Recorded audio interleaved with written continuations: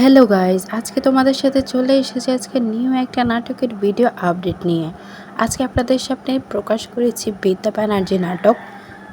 বিদ্যা আজকে পর্বে দেখতেন তার শ্বশুর প্রথমে তাকে এমনভাবে চমকে দিয়েছে যাতে সে বুঝতে না পারে। শ্বশুর তাকে পেছনে তাকাতে বলেছে। তখন বিদ্যা শ্বশুরকে পিছনে তাকিয়ে দেখে তার মা বাবা এবং তার বোনেরা তাকে ভাত কাপড় খাওয়ানোর জন্য দাঁড়িয়ে আছে। ভাত কাপড় দেখে বিদ্যা তো অবাক হয়ে গিয়েছে এবং বিদ্যা মনে মনে ভাবতেছে এটা কি আবার। তখনই এই কাকিমাটা মনে মনে ফুঁসতেছে আর রাগে বলতেছে, এসব নাটক আর ভালো লাগে না। তখন বিদ্যার শাশুড়ি বিদ্যাকে আশীর্বাদ করার জন্য একটি গয়না পরিয়ে দিল। সবাই মিলে আনন্দ উল্লাস করলো এবং সবাই মিলে ভাত কাপড় খেলো।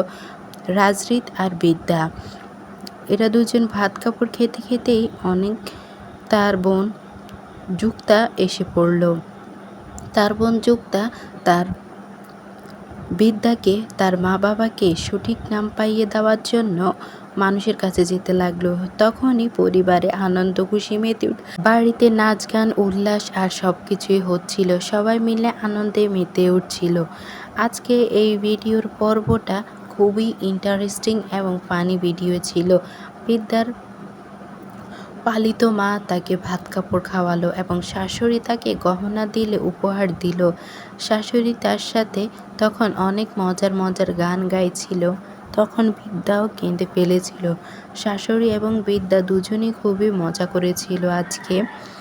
তখনই শাওন ফোন করেছিল তার মায়ের কাছে, তার মাকে বলার জন্য যে বিদ্যাকে শেষ করে দেবে, কিন্তু তার মা এখনও ভালো হয়ে গিয়েছে।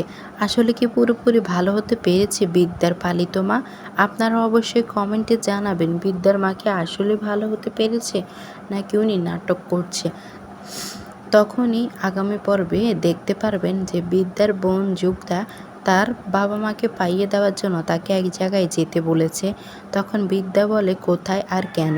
তখন যুক্তা বলে যে তোমার মা বাবাকে খুঁজে বের করার জন্য আমি এই কাজটা করছি। তার মাথায় রিভলভার আছে, তাই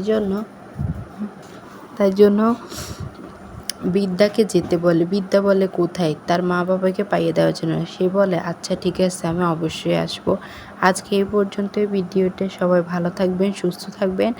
আর আপনাদের জন্য আমি নিয়ে আসবো নতুন আরেকটি নাটকের পর্ব।